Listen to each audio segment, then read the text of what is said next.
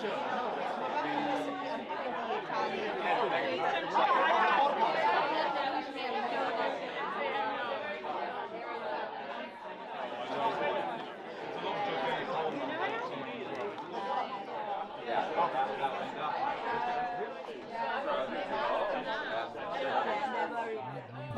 if you haven't met me before, or the team, I'm Faisal Yafai. How many of you have been here before to our events? Not to the Frontline Club, to our events. Wow. Okay, so let's ask the question a different way. How many people are coming to our events for the first time, seeing my hair for the first time? Wow, it's a lot. And can I ask how you guys heard about us? Were you walking past just now and you saw the pictures? And what happened exactly? Word of mouth. Who said that? Word of mouth, I guess. Yeah, okay, good. Word of mouth. No one who knows us, just you heard about it. Instagram as well. Instagram, the gram. Very good. Oh, good. Anyone else? Good. Word of mouth, Instagram, email. Are we just calling out methods that just random technology? Somebody dropped a leaflet through my door. What happened? Smoke signs. Smoke signs, exactly. Yeah. Okay, well that's good. That's pretty impressive. I think that's the largest new turnout we've had. You look shocked. I wasn't actually looking, so I don't know what the conclusion was. I'm sorry, I was busy. For those of you, because you don't know Lydia Wilson is our culture editor. There will be a book signing for Michael's book. Michael's book is being sold at the back, and then we'll have a book signing afterwards if you guys are interested. Please say hello to Indy from the Notting Hill bookstore. Right. I think we'll go straight into it, actually. I think so. Yeah, okay. So we get the... Can I ask the team to come up with our beautiful guest? Perfect.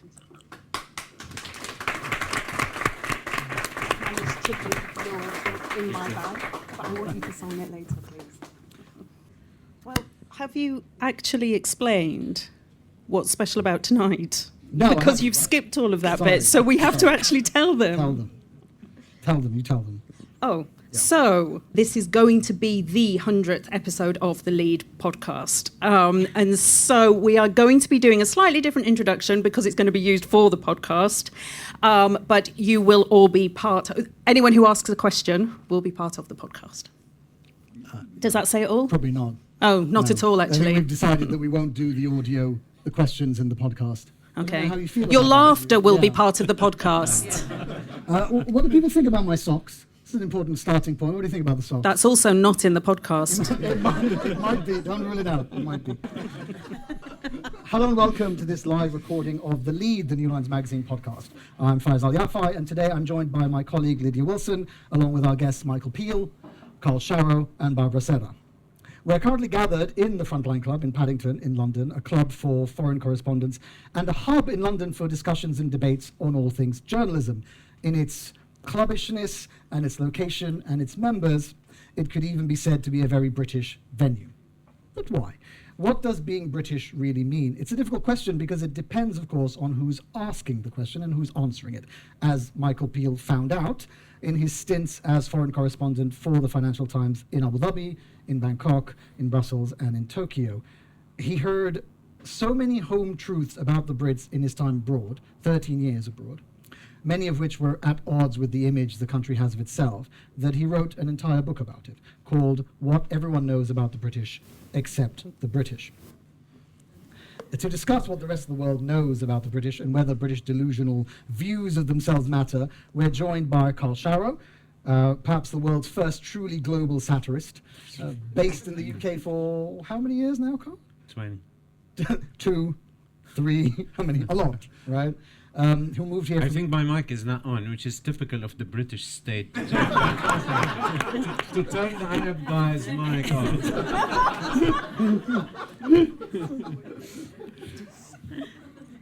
Can we check that his mic really is on? Can someone do that? Yeah? I'm gonna, no. Hello, can you hear me? Yeah. No. So it was 21 years. But Karl is very proud of that. You know Karl probably from Twitter as Karl Remarks. He's proud of the fact that these jokes and jibes are applied indiscriminately taking no notice of national or indeed any other borders. And we also have the Sky News presenter and Italian-British author Barbara Serra, who also writes a Substack called News in a Foreign Accent and was an anchor for Al Jazeera for 16 years. Michael, Karl, Barbara, welcome to the Frontline and to the Lead. Well, let's just start with the basics, with a very general question to Michael. Why did you write this book? I know you've returned after 13 years of living around the world, but what was the event that triggered it? Or what did you notice when you returned home that made it feel like you had to write it? Well, thank you for the question, Lydia, and thank you for having me on tonight, and thank you everybody for coming with the stiff competition of the Olympic opening ceremony, which I only thought about when I got up this morning, so it's great that you're all here, and thank you for doing so.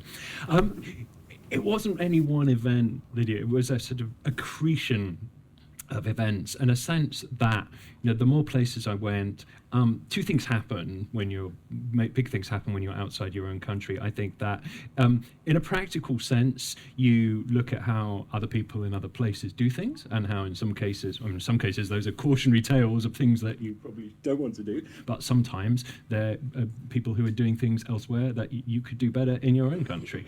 But secondly, and I think really importantly, there's a big emotional change, that you're outside the sound and fury of the politics and the kind of, you know, cultural zeitgeist of your home country, living in a different place and looking at it from the outside, and in some sense perhaps able to be a little bit more kind of objective about certain things, or at least detached. And so over the years, these things mounted up, and as all kinds of crazy things happened here, I started to have the sense that things are really not going very well in many ways, but it wasn't clear to me that people realized how not well they were going. And then we sort of entered this kind of, you know, late phase Roman Empire thing with, you know, prime ministers changing every 5 minutes, and the whole thing became almost kind of, as somebody's described it, auto-satirical. It's just like everything seemed to be sort of geared to the most absurd outcome. And so that was the genesis of the book. And what this book is supposed to be is two things.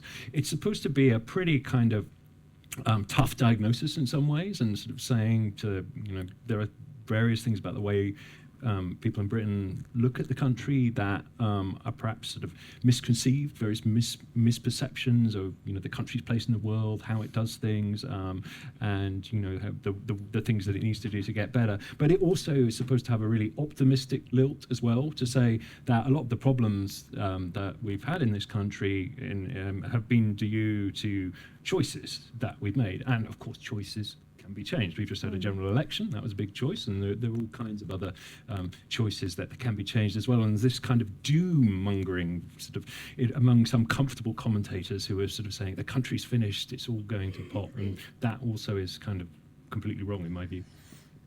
Okay, well, there's one thing, obviously. Should we go for the jugular? Yeah, There's one thing that isn't going to be changed anytime soon, and that's Brexit. Yeah. Right? What was that attitude, Lydia? Now, you explicitly say in the book it's not about Yes, Brexit. not about but Brexit. you also say, and I quote, Brexit is probably the single biggest change to Britain's place in the world since I last lived there, and it has been transformative. So how do you think that Brexit changed the way Britain is viewed around the world? Yeah, so as you say, the disclaimer which my publisher will want me to make, this is not a book about Brexit. But I know people who, you know, charted it in all kinds of ways, in all kinds of detail that I can't and didn't.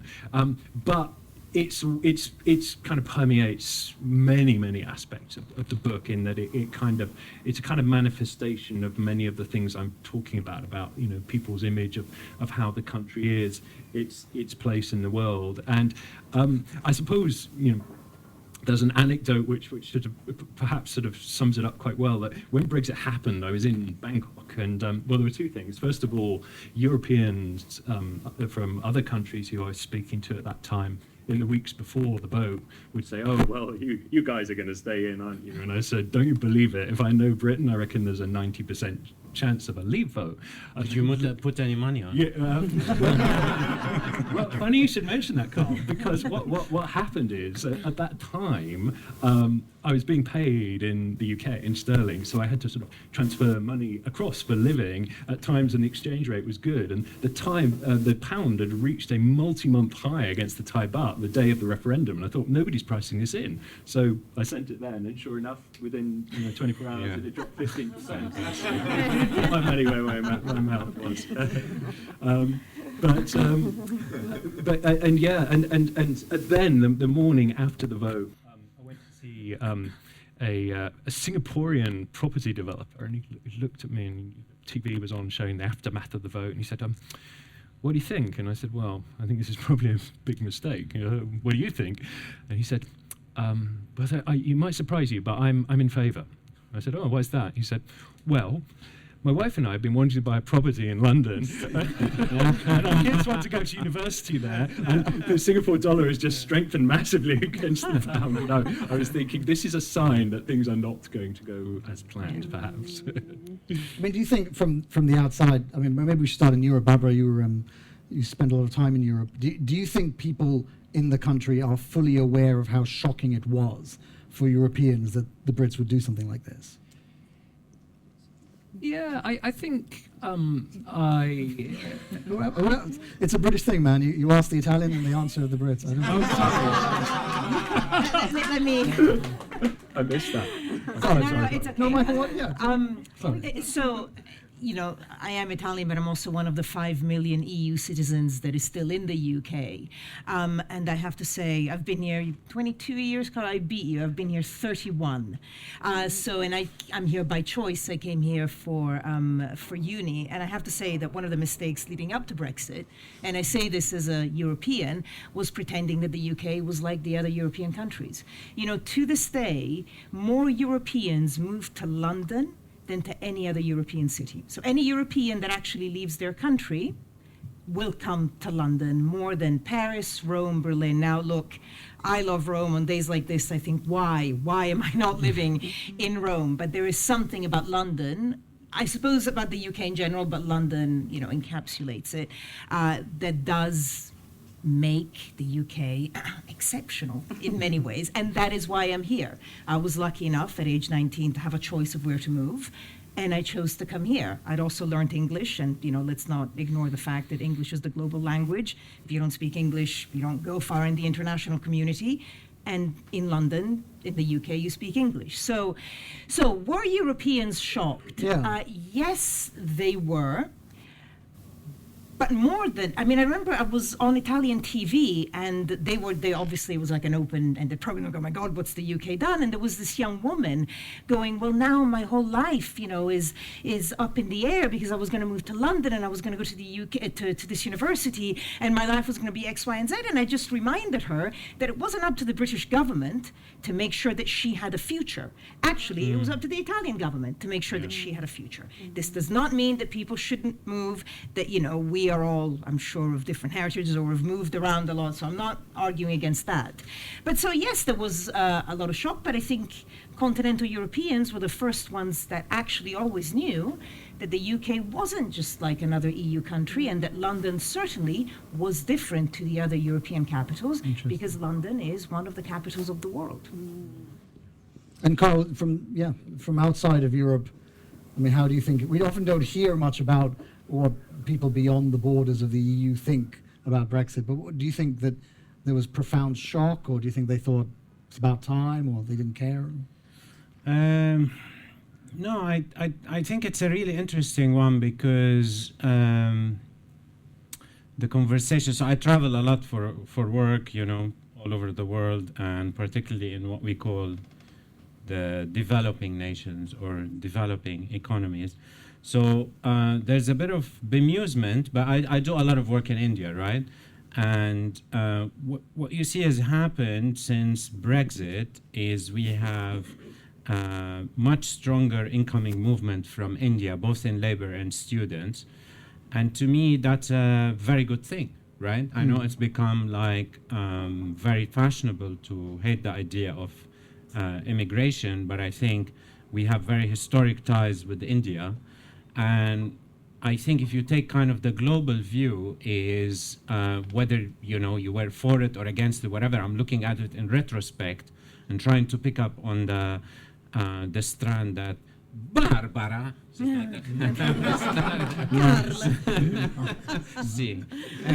started is there were maybe unintended consequences. That's definitely what, not the leaders of Brexit intended, but we have, hundreds of thousands of Indian students where it's much easier for them to come here. So it's actually leveled the playing field in a way. It turned what is a predominantly Western European movement towards the UK into a much more global one. And in fact, what I think we should seize on this opportunity and do more of that, right? Because when we talk about Britain's place in the world, I think let's it be about the world, not, I don't want to be very harsh, but in a way now you look at the recent elections in Western Europe and you think, did we dodge a bullet by not joining this club of fascists now? You know what I mean? I'm here to stir trouble. Come on. Did you expect me just to go along with everyone else, right? Expected, but I So didn't. it's like you know what? Meloni, Le Pen. You're seeing what's happening. Germany, the AfD. I mean, come on. So let's what's done is done, right? Listen, What I'm saying is I we didn't can know- build on this and open up to the rest of the world. And I think it's a really good.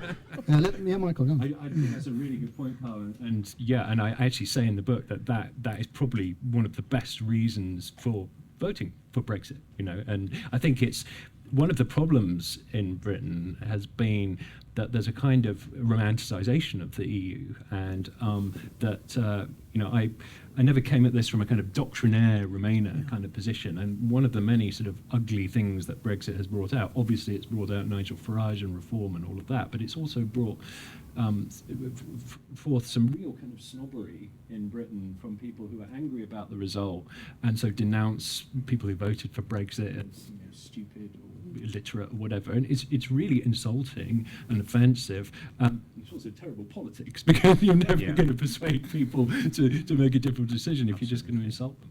Absolutely. Well, you said to me, sorry, one more thing. You said to me, because you'd spent time in Brussels, you said that actually the Brits probably don't realise quite how similar they are to the EU.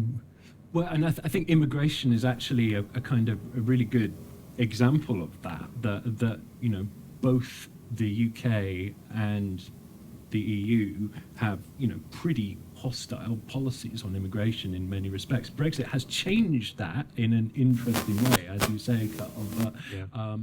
But clearly there are sort of commonalities there, and in some ways it is a kind of narcissism of small differences in some ways. Well, let's stick to the theme of Britain on the world stage that Karl brought up then. Michael, there's an intriguing bit in the book where you talk about the contradiction in reversing the conclusion that the government had reached several decades ago, that Britain needs to find its new place in the world by realising that it's not as relevant as it used to be in some respects.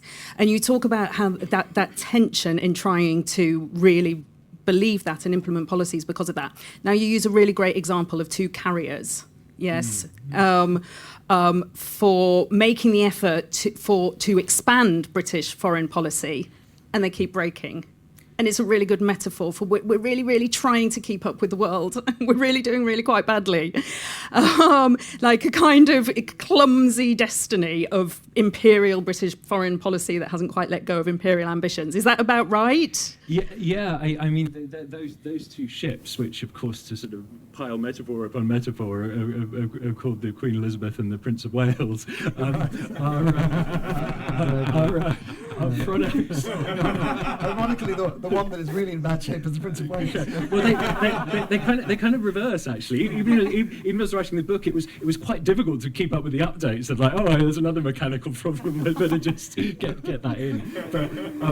But they're kind of interesting because although the Conservatives have made them a massive thing as this idea of global Britain or whatever. They were actually a creation of the Labour government. That's when the project was signed off. So this is a cross-party thing, and now they're kind of these ships are used to, well, self-consciously, according to the Navy's website, do kind of diplomacy and project Britain in the world, real sort of literal gunboat diplomacy. I'm not sure if they actually sort of fully appreciated the irony there, but to sail, missions in Asia, in some of the world's most contested seas, like the South China Sea. And the problem is that, apart from the mechanical problems, you send aircraft carriers forth.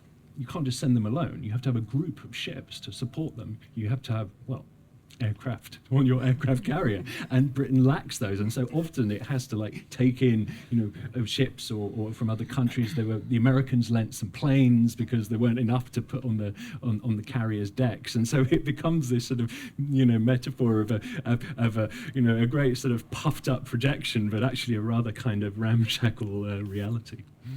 Well, that was the story.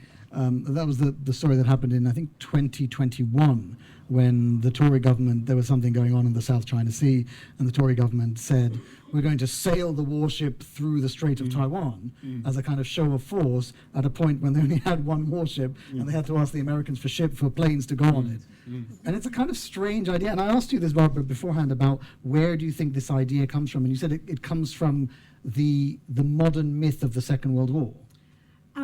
Well, I mean, as an Italian, obviously, and then living in the UK, and I've done a lot of work on sort of neo-fascism in Italy, both, past and present, unfortunately.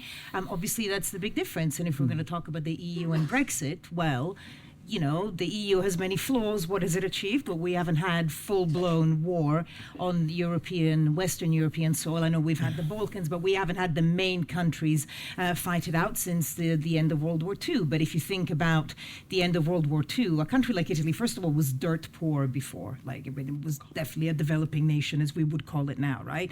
So from World War II, since, for a lot of European countries, there's this economic explosion, and, all of a sudden they have a place in the world. For the UK, was the opposite. They went from basically controlling in one way or another, a quarter of the world, to absolutely losing that.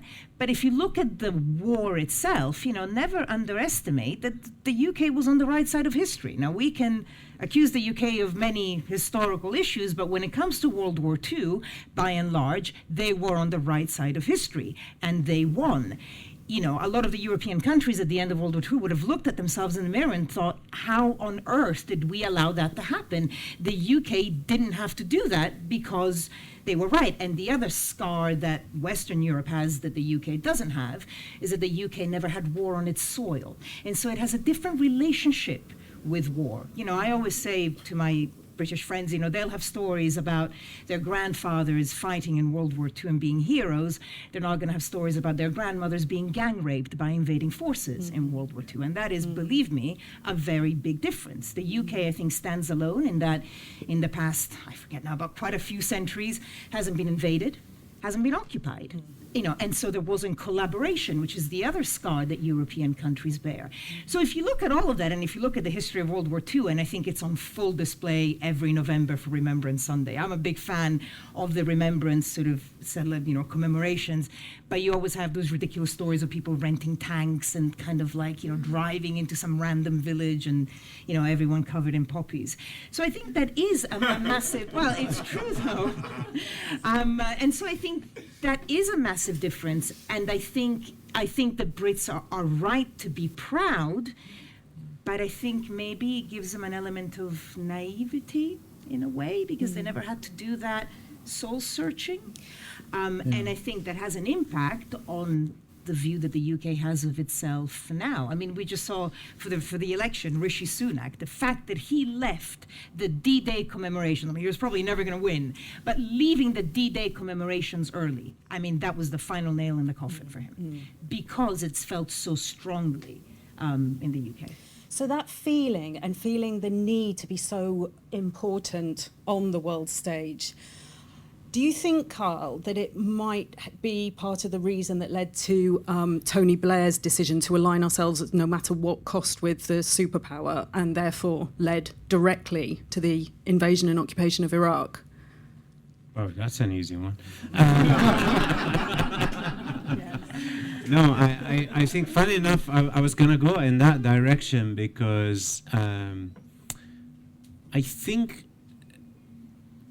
one of, again, the incidental outcomes of, positive outcomes of Brexit for me is the much needed downsizing of the British expectation of the British role on the international stage. And we need to learn to be normal, right? We have to accept our size, our limitation, and become just a bit chilled about going and sorting out the rest of the world. And there's a rationale to what I'm saying, because that kind of messianism that a lot of people think Blair was Bush's poodle, I think it's the other way around. The messianism of Tony Blair is a direct product of this aggrandized, which you touch on in the book, this kind of aggrandized perception of the self, the British self. And it's kind of about our status in the world. And you see that immediately after the Labour victory. It's all about restoring Britain's place in the world. Right? You're a country of 60 million, you know? Go back in the queue, because our other big players coming around. And I think if we learn to be much more normal about it, and the burden is not on us, that's actually a good thing. Why? Because there are a lot of positives. As Michael points out, and as Barbara has just pointed out, we're a very diverse country. We're a very welcoming country. It's where everyone in Europe wants to be. And kind of relieving ourselves of that kind of sense of expectation and that burden of going out and sorting the world. I'll give you like a very, very simple example. Whenever we're talking about climate change, it's like, oh, if Britain reduced its carbon emissions by 80%, that would lead to 0.01% of decline in global carbon emissions. But everybody's looking to us to set an example. Nobody's looking to you. Michael, you wanted to come in. Yeah, well, this actually came up at an event. This wasn't set up, by the way. I did on climate the other week, Karl, where somebody asked a question about British leadership, other countries, and I said, well, how about partnership? You know, Yes, exactly. And that's and this definite sort of humility deficit. And I was also just before you come back, Barbara, I was going to pick up on what you were saying about the Second World War, which is absolutely right. But there's another dimension which I think is really important and keys in with what you're saying as well, Karl, which is people underestimate that for all of the bravery and all of the sacrifice that British people did make, that geography played an absolutely crucial part. And if Britain had been attached to France, then you know it very probably would have gone the way of most of the rest of Europe. And I write in the book, there's one chapter which looks at the way that island nation status, which has protected or helped protect this country from invasion for so long, has perhaps just turned from it being a historical strength to a historical weakness, because in an age of trade wars and disrupted supply lines, actually being an island nation doesn't look quite so helpful. Can I just pick up the point about the UK, setting an example? In the 16 years at Al Jazeera, if I had to sum up the accusation that, the rest of the world, the global south, whatever we want to call it, had towards the West, but especially the UK and US, it would be hypocrisy. That, I think, is the word that I heard most often, hypocrisy. So it's not so much when it comes to global warming and the fact that it would be totally, whatever we do is pointless in the grand scheme of things, but having done a lot of those interviews on Al Jazeera, where obviously, I would speak to people coming from outside of the West, they would say, well, it was the West and the industrialized nations that arguably played a big part in creating the problem.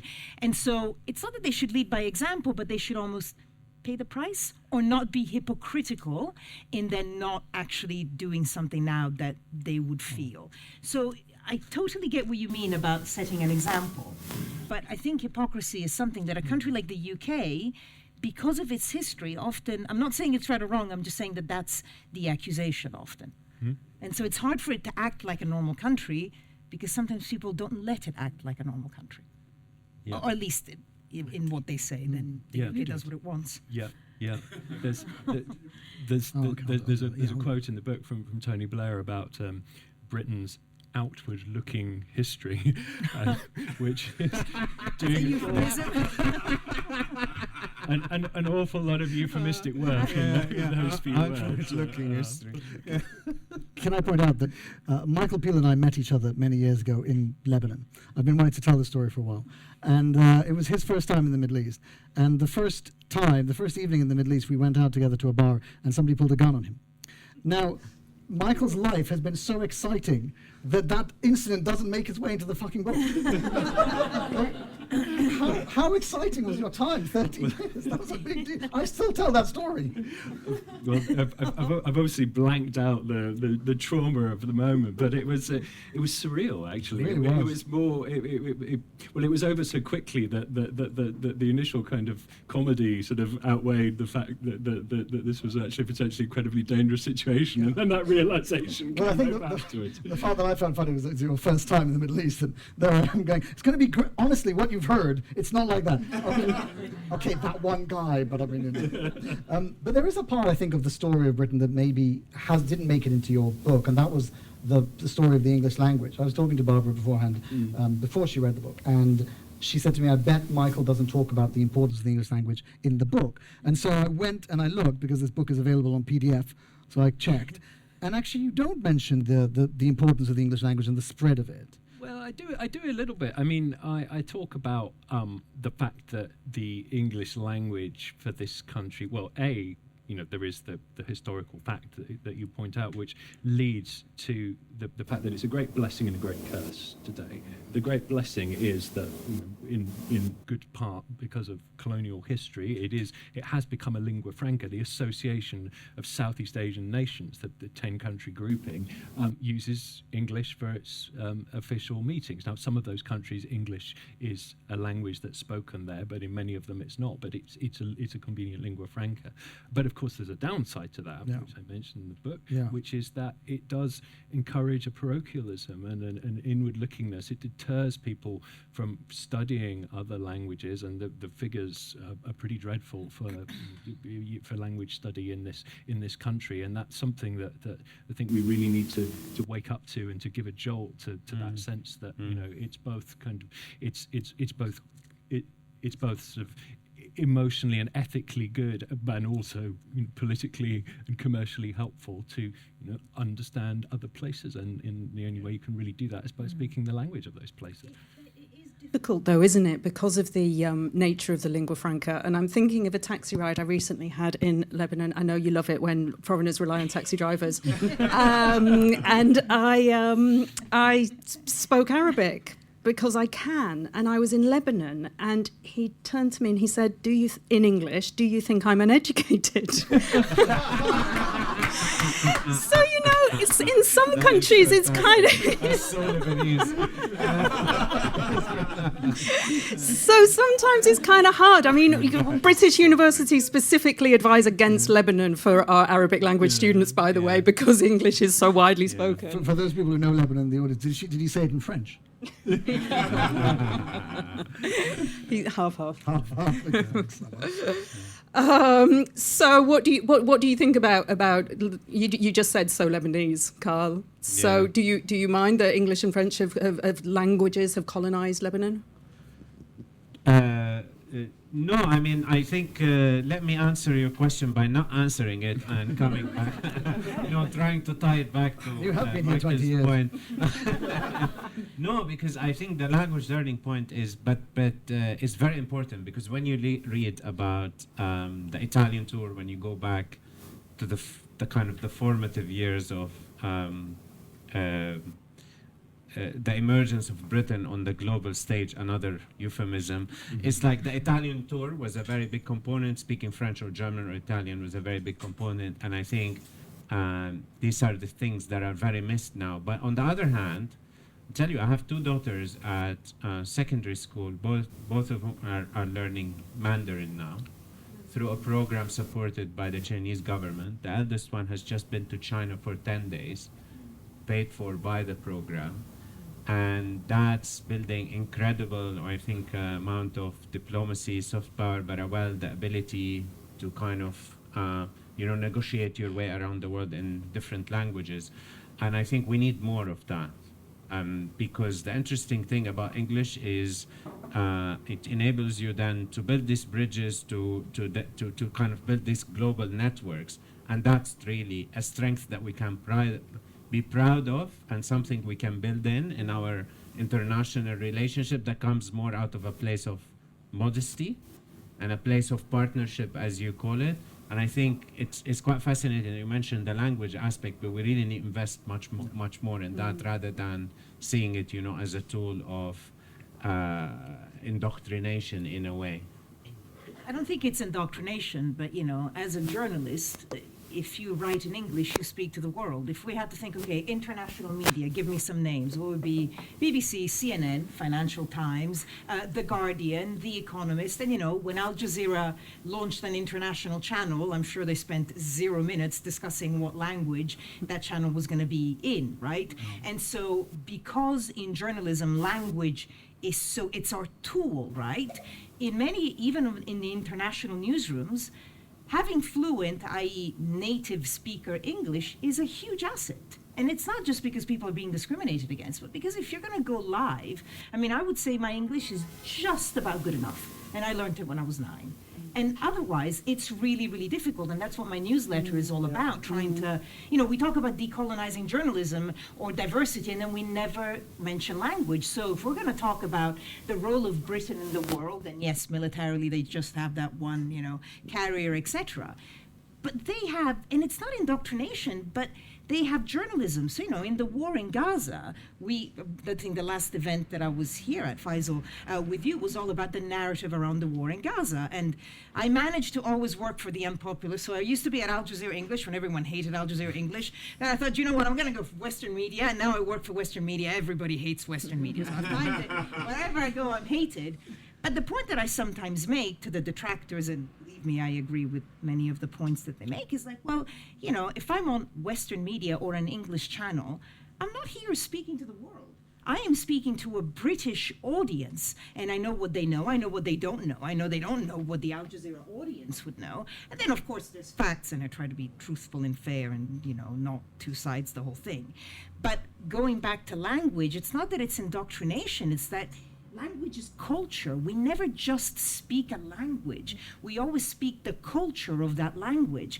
And when you have English where 500 million people speak it as a native language and 1 billion, and I'm sure, I'm not going to do a put your hands up, but I'm sure a lot of people here speak it as a second language, then it kind of ties in, and so I don't know whether I'd call it cultural dominance, but to me, why am I in the UK? Because I learned English at school when I was little at an international school that wasn't international, it was British and American.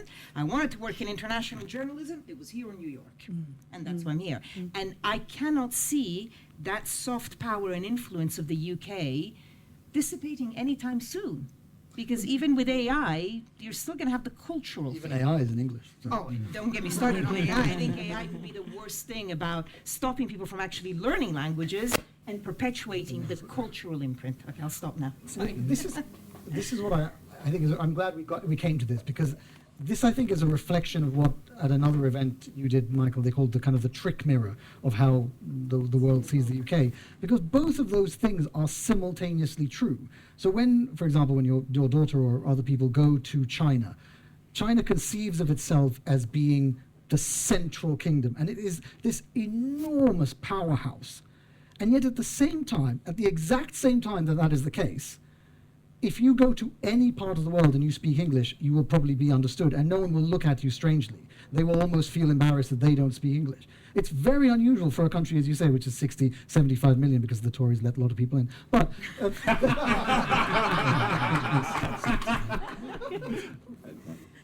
but yeah, there are a lot of. Life is complex is the kind of banal answer, but and I suppose one thing the book tries to get at is these kind of nuances and also contradictions. To go back to Brexit for a moment, that's a classic kind of psychological contradiction, part of this sort of trick mirror idea that in the Eurosceptic folklore, the EU was at once this pathetic institution that was incapable of organising a piss up in a brewery, but at the same time it was this all-powerful superstate that was the most oppressive force you could imagine. So how can both of these things be true? But the broader point about the trick mirror is the way that there's a chapter which is based on surveys which show how bad we are in some respects in Britain, on average, actually knowing what the country is actually like. So massive misconceptions on everything from, the religious makeup of the country to what governments spend money on and so on from there. Now, Britain is not unique in this, and in fact, there's a really interesting research called The Perils of Perception, which has been running for years in about 30 countries. And, again, as the cliche goes, the sort of paradox of exceptionalism is that every country believes it's exceptional in broadly the same ways, and that's certainly true. So every country gets lots of things wrong about itself. But one of the things that the British are particularly wrong about is welfare spending. And I use this to talk about how there's a kind of more punitive idea about unemployment, the benefits, that for people who are in financial difficulty, that it's somehow that the idea being that these are not merited, and that this is sort of taking advantage of taxpayers and so on. And that's one of the differences with surveys in some other European nations. And I ask the question of, over time, if a country looks in the mirror and sees a distorted version of itself, at what point does that actually become the reality as far as it's concerned, and start to drive political decisions, whether on spending or immigration, because the landscape is just looks different from how it actually is. Yeah, absolutely. And I think there's a very, sorry if I may, there's a very interesting point about that, because I've done the taxi driver thing as well. So I was in an Uber, and it was self-irony, self-mockery. And the driver was from Afghanistan, and he was telling me about how much, he enjoys life. He's been there 5-10 years, I can't remember. His family is here. And he said he had spent some time in France and then came over here. And I said, but why did you come from France to here? And he didn't say because of the welfare. He didn't say all of this, myths that you hear all the time. He said, because I feel more free here.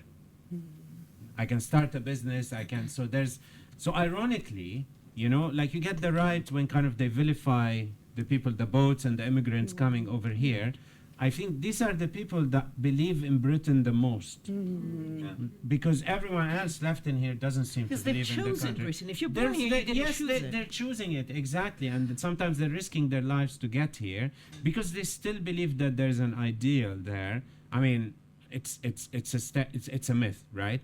But there are real elements to it, and I think that comes out in the book as well. Is it's built on a cultural heritage that celebrates that kind of freedom, culturally welcoming, enterprising sort of, and again, it's that with the help. I would even say meritocratic. Because a lot of I hate that because I'm not that good, so it's. Well, that's a really lovely way, I think, to just finish this part of it, to finish our questions, and by thinking about things that maybe we are actually good at.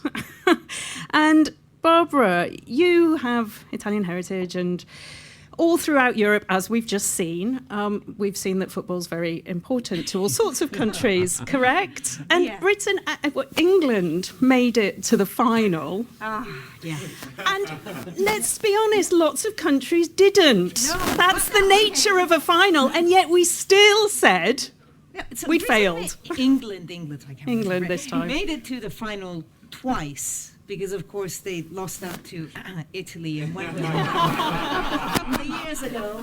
And then they made it to the final again. Now, I'd like to say I know nothing about football, but all I could hear were these pundits going, they're not playing a beautiful game. Who gives a shit if you're playing a beautiful game? Italy plays terrible football most of the time, but they win a lot. And I think, look, I'm a big fan of the UK. I'm here by choice. I actually think this country, without going off on one and dabbing away my tears, but it's given me a lot of opportunities.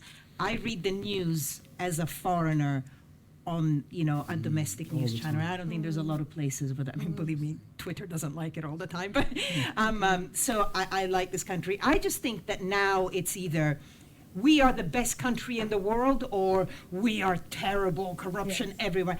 And I just think it has to find the happy balance.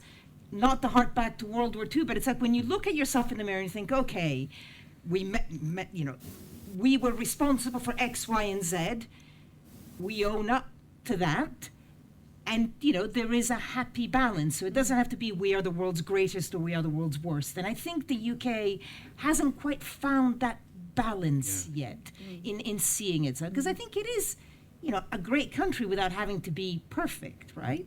Okay, let's get to the audience because we do have a cake. Tam, do you mind if we ask you to the microphone? So we'll take a few questions. And somebody else. Yeah. Thank you. One of the things that always has struck me is kind of self-perception of people geographically versus reality. And one anecdote is Shah of Iran, you know, Western educated, very secular. One of the famous quotes he had was that it was an accident of geography for Iran to be located in the Middle East. And me having moved to the UK about 20 years ago as a student from the continent, one of the first things that struck me was that British people refer to Europe as an external entity. Please help me understand that. And then Katerina. Hi, thank you for hosting. I'm currently an American student studying here in the UK, and the people I've talked to at university have one of either 2 or 3 perceptions of the UK. One, if they're an international student, they had the idea of the cultural hegemony, if we can say it in that way, of the UK as one of the reasons why they came, or the opportunities that it would offer compared to their country. Another reason would be when I talk to people who are from the UK studying abroad, they ask me, why would you come to the UK? It's horrific because of lists of reasons of why, mostly internal reasons, why they think that those opportunities aren't as present. How do you think you can reconcile those 2 parts of the UK, not only for young people who are trying to come into the UK, but those who are trying to think about whether they want to stay or not? Very nice, thank you. And then actually, Katerina, and then we'll come to you in the next round. Yes, Katerina. No, Katerina, go ahead. I'm Ukrainian. I didn't come here by choice. So my only point of choice was that I know English. Let's assume I know it. And believe it or not, before coming here, one of my main concerns was that I thought of that almost all the big and important anti-utopian pieces of art or TV shows, like be it 1984 or Years and Years and Years or V for Vendetta, were written and set in UK, in London, because of that, creating of controlled and kind of moderated by some strict rules countries. So I was really scared of that something like that might happen. And that's up to be. I mean, I feel really free here, but on the other side, that's not really far from reality. I mean, is there a CCTV here working, for instance? So I would really like to hear your take on this. How does it all go together, this scene that builds those anti-utopian fantasies of artists and filmmakers and writers, and then the feeling of freedom that I believe we all share here. It builds either the feeling or the illusion that you are free to choose what to do, what to say, what to hear. So that's my personal paradox, and also seriously the concern I was having. Very good, thank you. Interesting, isn't it, that all 3 questions are kind of about contradictions. Isn't that intriguing? So maybe somebody wants to start. Actually, I thought, Barbara, you might have to start, because Katerina's question, I think, can be summed up by saying, how is it that the same country that created Orwell is also one of the most CCTV-watched countries in the world? I was going to answer the question. Whichever one you're comfortable with. Let me start with just the continental European thing, because what always makes me laugh is that Europe is the continent, whereas the United States is across the pond. And I always thought, there's an ocean. And I would say, again, history, never underestimate UK and US and that big, historical success that they had there. And I hate to harp on again, but language, it's like when John Sopel wrote that book and said, if only they didn't speak English, he titled that about the Americans. And I think ultimately, there is no pan-European channel where you can turn it on. Like Jazeera Arabic, no matter how split the Middle East is, they kind of have more or less one common language. And so they can at least know what other people are thinking. We cannot do that here with Europe, and Europe can't do it with itself. So I think that's a big reason why. Karl, would you like to take Barbara's point that the Arab world is very united? No. That is not what I said. I said they have common news channels, by and large a common language. Yeah, I mean that's true. But listen, I'm half Lebanese, half Iraqi, and half of me hates the other half. But at least you understand what they're saying. But What do you think about? Do you want to talk to the lady's point about these contradictions within the UK? Oh no! This is either Vladimir. Who is this? Yeah, I mean, I think the point about contradictions, come up with a couple of points, is very interesting because someone once asked me, about these contradictions and said, like, the UK kind of seems to come across as a paradox. And I said, well, it is and it isn't.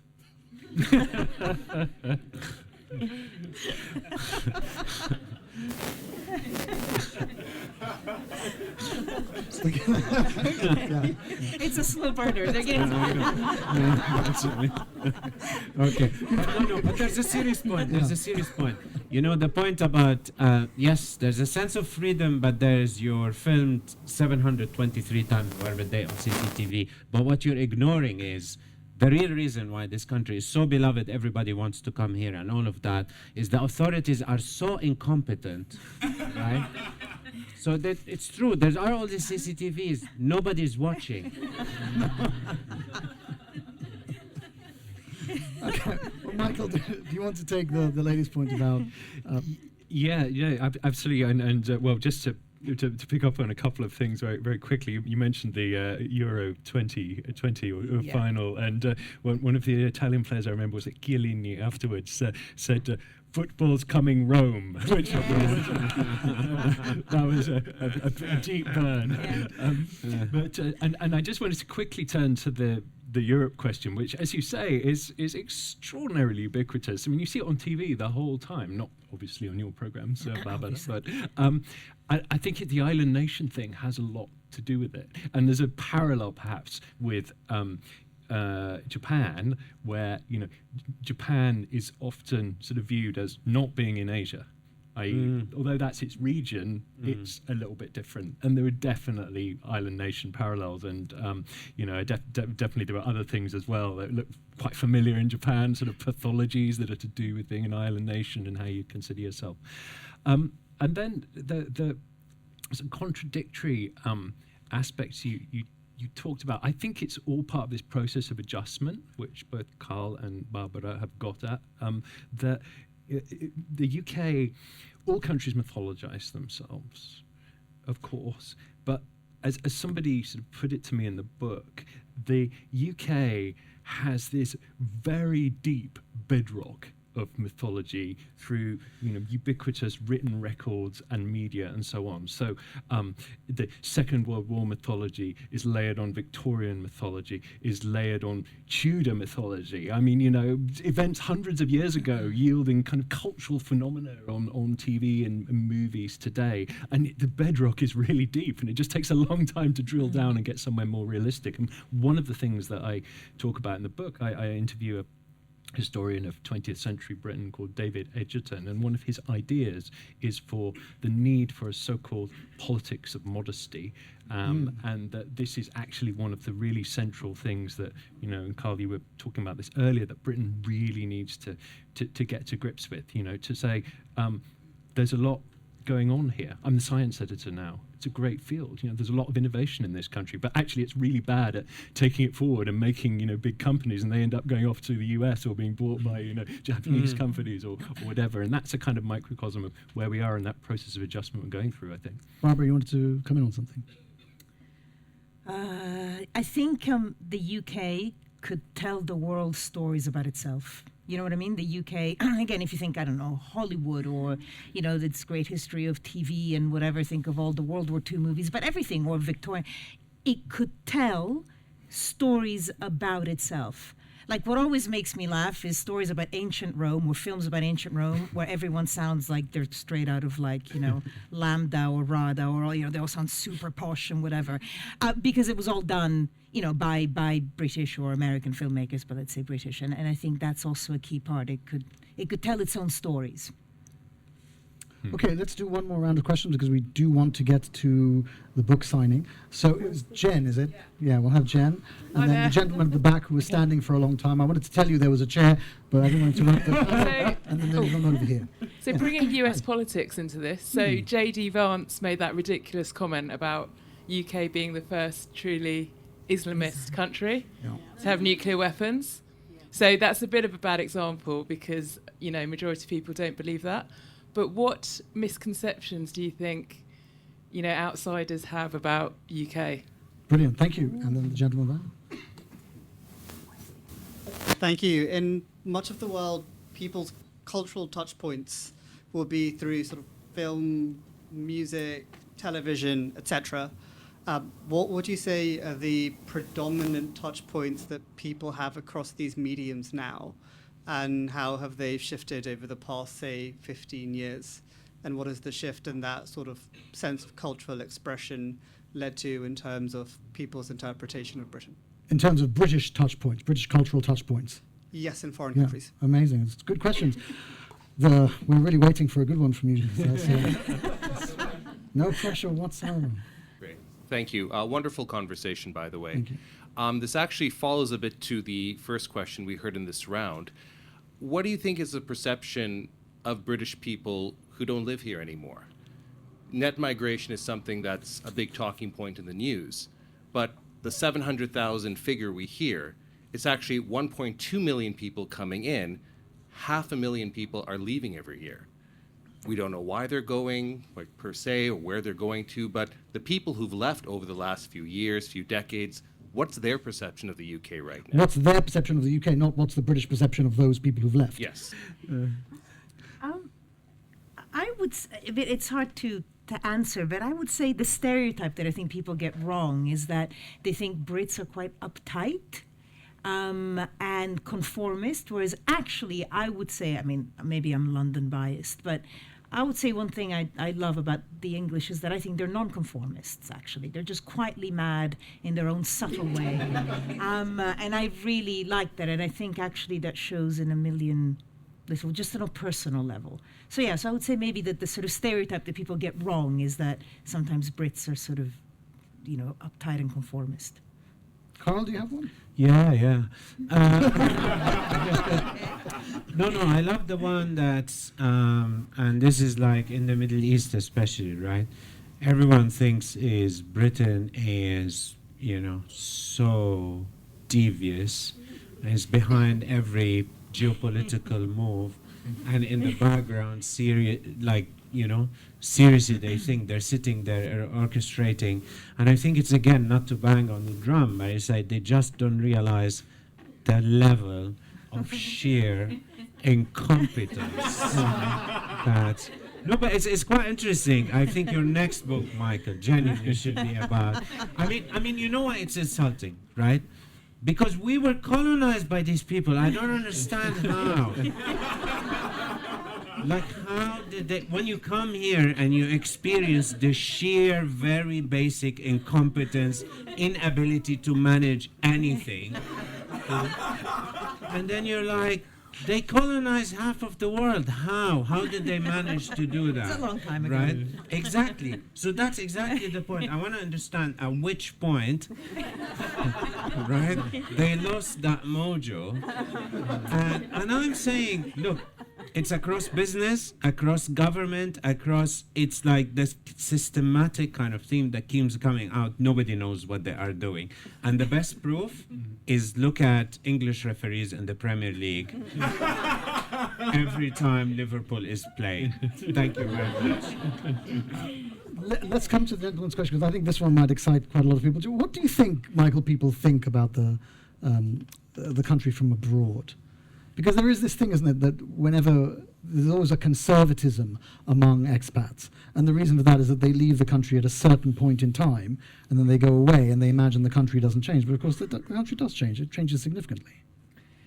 Yeah, I think that the people who live outside of their countries, which obviously I've been one for a long time, are a sort of strange and interesting breed psychologically, because the act of being away leads to, in some ways, to a sort of greater investment in the place and a kind of yearning, and perhaps both a kind of scorn and idealization at the same time. And I used to find this actually when I lived in Nigeria many years ago, and sometimes I'd write a piece, and sometimes a Nigerian commentator abroad would take issue with it and say it's typical kind of this guy coming over from Britain and writing this negative stuff, and then I'd go to Nigerian friends and say, what do you think? Is there something in this? And they'd say, no. You weren't tough enough. You kind of soft-pedaled, and that sort of captured that kind of difference, which I think you see with this country as well. And I think that some of the people who've left will be EU nationals because of Brexit, and as Karl says, the patterns of migration have changed quite a lot. But it's always been a kind of revolving door here throughout history, and that's just something really important to remember. And so and then the cultural touch points, I wonder. I just wanted to add one thing, because I think there's a real test there when you have kids. So I've got a lot of friends that, would travel, or at Jazeera, they moved to Qatar for a while, and then all of a sudden you've got kids and they reach that age, 11, 12, 13, and you know that where they are when in that age, and I know because I was in Denmark, so it just shaped me. And I think that's the real test. And I notice it with a lot of friends, because it's so easy to leave your home country and say, oh, it's all shit, there's no job, it's corrupt, blah, blah, blah. Not the UK, the UK as well maybe, but anywhere. but then, like, I could criticize the UK until the cows come home, but I choose to raise my son here. He's very knowledgeable and proud of his Italian heritage. He's on an Italian beach right now speaking to other kids in Italian, or he's not speaking. But that to me is the real test. Do I think that this country will give my son the values that I want him to have with the influence that I will have? And I just think, in my experience of the people I know that traveled a lot, that was always a key question. Some came back, some didn't. Not everyone universally made it back to the UK because they wanted to raise their kids here. But that, to me, is the real test. Interesting. And then, so what do you think the cultural touch points are? I mean, especially when you are away for a long time, or when you're, kind of one foot in other countries as well. What do you think those touch points still are? Especially in an era of social media, streaming services, like there isn't really anything that people aren't reading a daily newspaper anymore. They're not watching the same TV shows. What are these kind of cultural touch points now? Michael? Well, I think a lot of them, unfortunately, are quite backward-looking and play to stereotypes. It's like it was only a few years ago there were two films about Churchill and the Second World War in the same year, and there was a film about Dunkirk at about that time, and look at The Crown. I mean, it's. And again, Downton Abbey. Another contradiction. Incredibly popular in the US, a country which got rid of rule by the king in England, and they might be regretting it now. But so I think there's a definite kind of modernization needed, but that's happening naturally, actually, through artists who are from different traditions, bring different heritages to it, aren't just about let's put this picture postcard image of of what we think England or Britain is, and mostly England, and sell that to the world as, in quotes, the authentic England. And I mean, there are just a lot of tired old tropes that need to be updated. So it was too late for the book, unfortunately, but on St. George's Day, the Foreign Office put out a tweet saying, happy St. George's Day, and the images were, Stonehenge, the Big Ben Tower, a bulldog, and I think Shakespeare. And it's like, where's the forward-lookingness in this? And officialdom, I think, has to catch up with the zeitgeist and the amazing kind of art and music and stuff that other people are making. I think that's really interesting. But I again, to go back to my daughter going to China, and they said to them, bring a gift with you. It doesn't have to be a very valuable thing. But whenever you meet a Chinese person in that context, it would be nice to give them something. And they said, bring anything with Union Jacks on it. So it's quite interesting, and I'll tell you what that means, and also that shows is because a lot of people bang on the British Empire, and I've banged on it, but like I made a career out of it, right? and about the British Museum, stealing all our artifacts and all that kind of thing. But in reality, the reason why you can laugh about it now and watch series about it, and because it's been defanged, right? It's not, the British Empire isn't what it was. So in a way, the biggest cultural output that's going to come out of this is more and more dwelling on that history, because it's not like if you're living in a country that used to be colonized by Britain, that's your past, that moment you look at them and you think they're defanged now, so we can consume that history in a different way. And I think that's the beginning of this, in how can I say it? It's moral and existential downsizing, just become a bit more chilled, a bit more normal, a bit more easygoing, and we're not that exceptional. Do you think, this I think is a question for Barbara and then we'll end, that maybe even this conversation highlights something about the way the Brits see themselves? Because the cultural outputs that we've talked about have been cultural outputs that are rooted very much in the past. But if you talk to Europeans who love English television, they will focus on the stuff that's coming out that's brand new. There's a lot of cultural outputs which don't have references to the past that the Europeans, the Americans, others really love to consume. Yeah. But I think the UK's strength is diversity. I know it sounds like a cliche, but I do. And I do think, again, as someone of foreign extraction that built a life here, I do think that by and large it is accepting. For my sins, I had to sit the Life in the UK test, which I know you mentioned in the book. And it's so fascinating. It's like, how do you sum up what it is to be like here? You can have a passport, but you have to answer these 50 questions that are so random.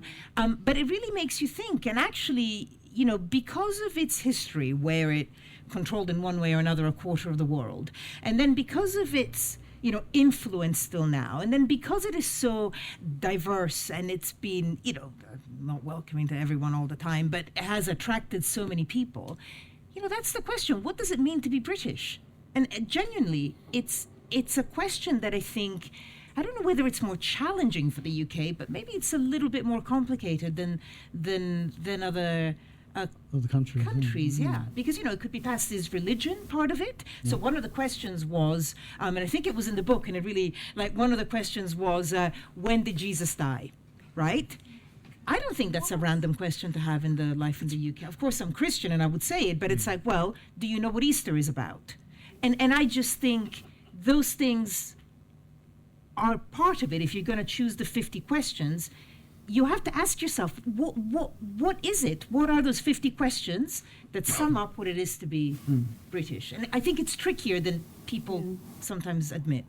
Michael, last word? Yeah, just a small coda to that. In the book, I quote an American who took the Life in the UK test and is now a British citizen, and he talks about how lots of these questions his British Totally friends random. have no idea about the answers. They're obscure and sort of weird and sometimes distorted to reflect well on Britain or to exclude the contributions of other countries to things, all the pathologies we've been talking about. But the bit I wanted to focus on was that right at the end he goes to the person administering the test and says, so how did I do? And she says, you passed. And he says, oh, so how many did I get right? She says, I don't know. It just tells me that you passed. That's all. Bringing in that kind of level of incompetence, which Maybe the threshold is really low. It's like 5 questions. That just sums the whole thing up. Can I just say one small point on that, though? To be fair to the Life in the UK test, and they ask you things like, what color are telephone boxes in London? Yeah. The German citizenship test, they say to you, wann war Kristallnacht? Das ist 38 November? Okay. Yeah. What happened on the 9th of November 1938, and explain the social, economical, and political impact. That's why they all come here on the boat. Exactly. Thank you all for coming, genuinely. One moment, yes.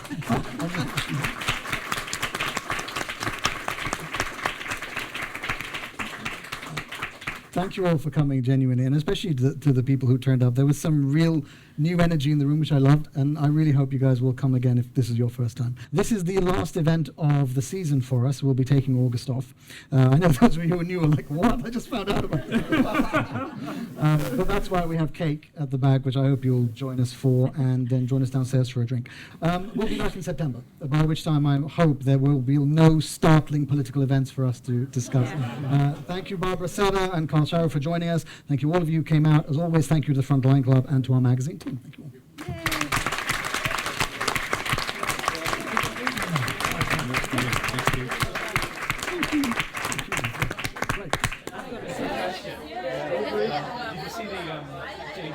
It's time for the opening ceremony.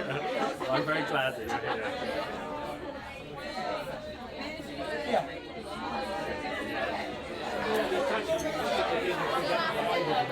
Discussion. I like the way you guys interplay with each other. It's great. I've said that though, because I like to announce like within the Turned around and really? We all had high hopes. No, I think and then we realised after. I went in 2014 and it's